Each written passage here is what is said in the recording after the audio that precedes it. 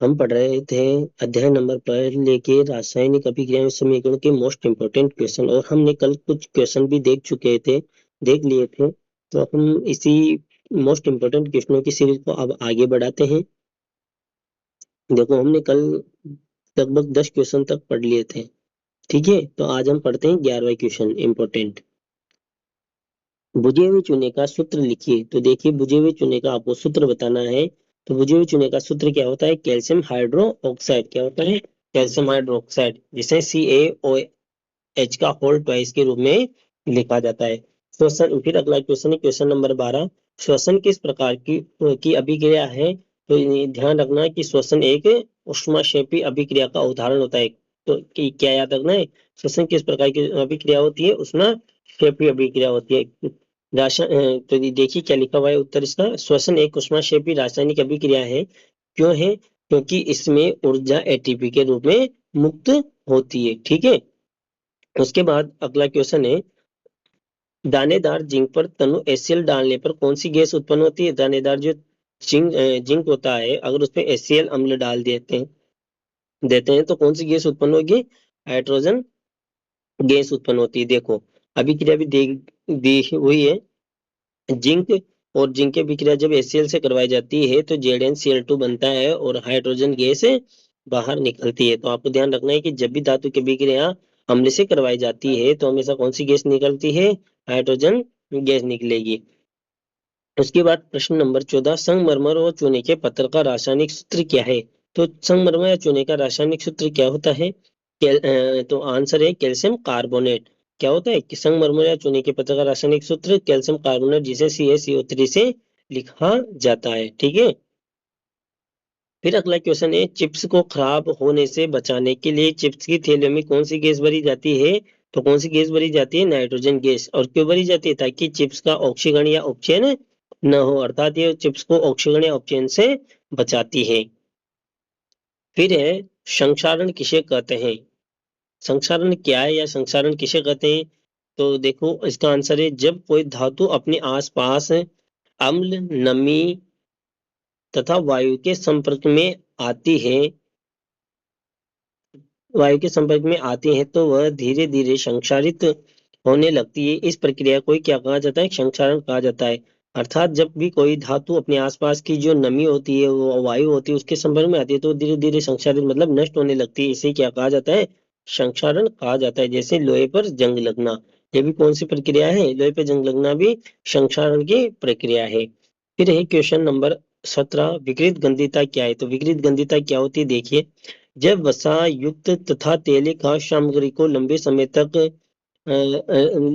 तक रखी रहती है तो वायु की उपस्थिति में ऑक्सीजन से ऑक्सीकृत होकर खराब हो जाती है, जिसके कारण इसका स्वाद और गंध दोनों बदल जाता है। इस प्रक्रिया को क्या कहा जाता है? विकृत गंधिता कहा जाती है कहते हैं। तो आपने देखा भी है कि जब भी हम कोई की वसा युक्त और तेल युक्त खाद्य सामग्री को लंबे समय तक रख देते हैं तो उसका स्वाद भी चेंज हो जाता है और गंध भी आने लगती है। इसी प्रक्रिया को क्या कहा जाता है? विकृत गंधिता कहा जाता है। उसके बाद भौतिक और रासायनिक परिवर्तन में अंतर बताना है। तो देखो, भौतिक और रासायनिक परिवर्तन में अंतर क्या होते हैं? देखो, यहाँ पे कुछ टाइपिंग में मिस्टेक तो नहीं हुई, लेकिन इसमें सही तरीके से नहीं लिखा हुआ है।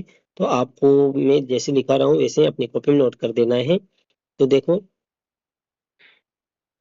यहाँ पे इधर लिख देते हैं भौतिक परिवर्तन, इधर लिखते हैं रासायनिक परिवर्तन। तो देखो, भौतिक और रासायनिक परिवर्तन में क्या अंतर होता है? एक मिनट, देखो, भौतिक परिवर्तन में तो नए पदार्थ का निर्माण नहीं होता है, इसमें नए पदार्थ नहीं बनते हैं। जबकि इस रासायनिक परिवर्तन में क्या होता है? नए पदार्थों का निर्माण होता है। ठीक है। वो जो नए पदार्थ बनते हैं उसके जो जिसके गुणधर्म मूल पदार्थ से कैसे होते हैं? भिन्न होते हैं, जैसे मतलब जिन पदार्थों से बना होगा उससे अलग गुणधर्म प्रदर्शित करेगा। मतलब गुणधर्म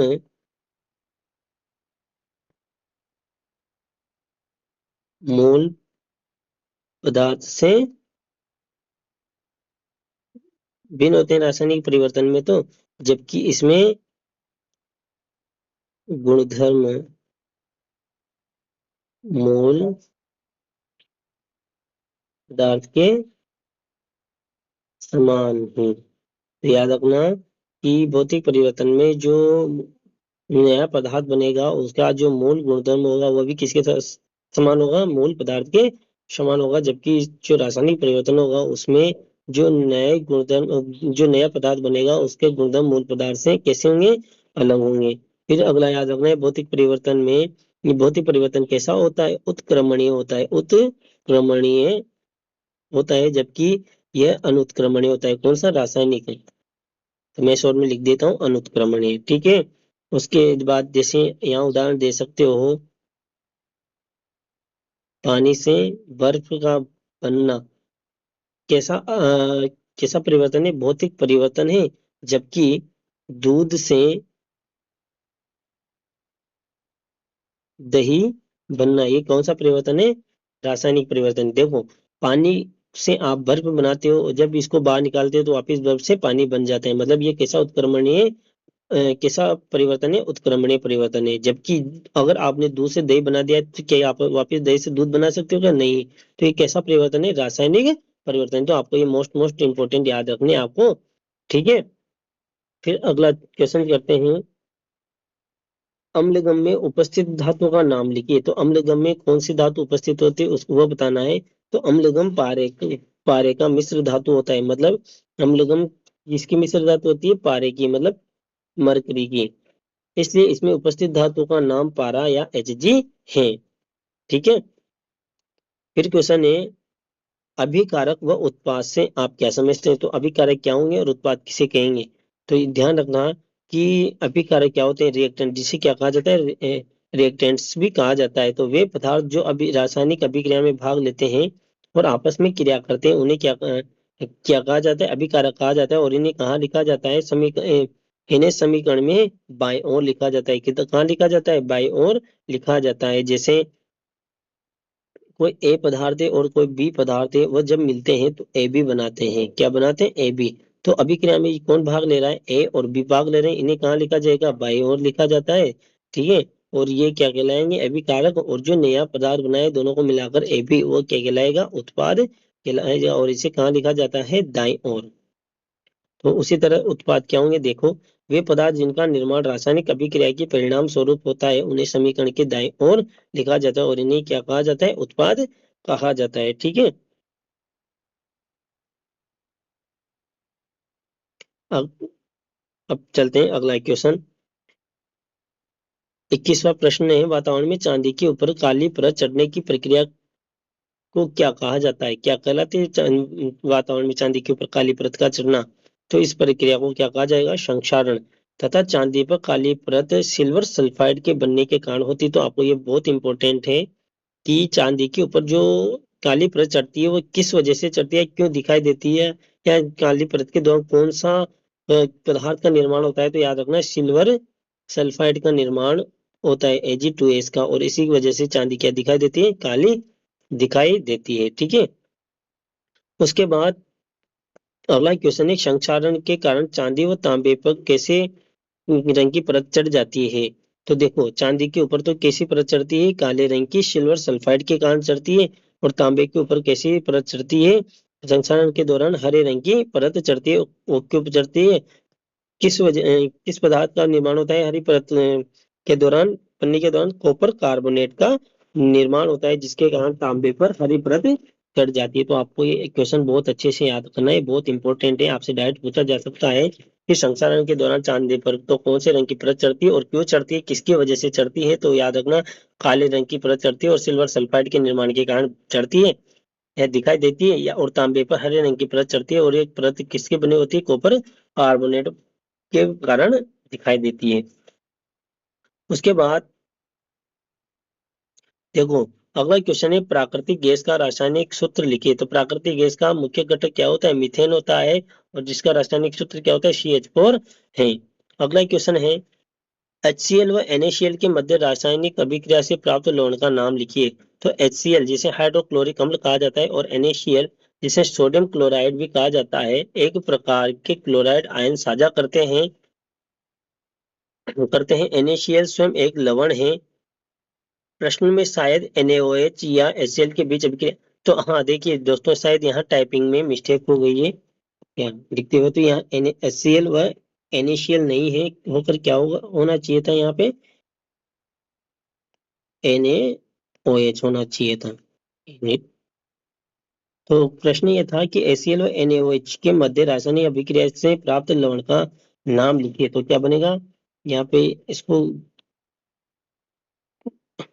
याद मत करना, ये शायद गलत लिख दिया। तो क्या बनता है? देखो HCl व जब NaOH की अभिक्रिया करवाई जाती है तो किसका निर्माण होता है? NaCl का निर्माण होता है और जल का अणु बनता है। तो याद रखना है कि जब भी अम्ल और क्षार की अभिक्रिया करवाई जाती है तो NaCl का निर्माण होता है, मतलब लवण का निर्माण होगा। जब HCl NaOH की क्रिया करवाई जाएगी तो लवण और जल बनता है। ठीक है, आपको इतना याद रखना है। और अगर क्वेश्चन यही होता है कि HCl व NaCl के मध्य रासायनिक अभिक्रिया से प्राप्त लवण का नाम लिखिए, तो शायद ये अभिक्रिया होगी ही नहीं, क्योंकि दोनों में क्या है? पहले ही लवण है। देखो ये तो अम्ल, ये लवण है बना हुआ है, तो ये अभिक्रिया ही नहीं करेगा। ठीक है, तो आपको तो कुल मिला के ये याद रखना है, HCl व NaOH के मध्य जब अभिक्रिया करवाई जाती है तो किसका निर्माण होता है? NaCl लवण का निर्माण होता है और जल के अणु बनते हैं। यहाँ देखो अभिक्रिया तो सही लिखी हुई है। HCl प्लस NaOH की अभिक्रिया करवाई जाती है तो NaCl और H2 लवण H2O जल के अणु बनते हैं। प्राप्त प्राप्त लवण सोडियम क्लोराइड, NaCl को क्या कहा जाता है? सोडियम क्लोराइड भी कहा जाता है। और कौन सी अभिक्रिया का उदाहरण है? उदासीन अभिक्रिया को का उदाहरण है। ठीक है दोस्तों, तो आज हमने 24 क्वेश्चन किए हैं। कल शायद इस फर्स्ट चैप्टर के सारे इंपॉर्टेंट क्वेश्चन पूरे हो जाएंगे। प्लीज हमारे चैनल को लाइक कीजिए, शेयर कीजिए और सब्सक्राइब भी कीजिए। आपको ये इंपॉर्टेंट क्वेश्चन कोचिंगों में भी नहीं करवाए जाते और यकीन माने कि इन क्वेश्चनों से बाहर क्वेश्चन नहीं आएगा। मैंने बहुत मेहनत करके सारे प्रत्येक चैप्टर में से जितने भी क्वेश्चन बन सकते थे या बन चुके हैं उन सबको एक साथ आपके सामने रखा है। तो प्लीज हमारी जो मेहनत है उसको भी साकार बनाइए। प्लीज हमारे चैनल को लाइक एंड शेयर और सब्सक्राइब जरूर कीजिए।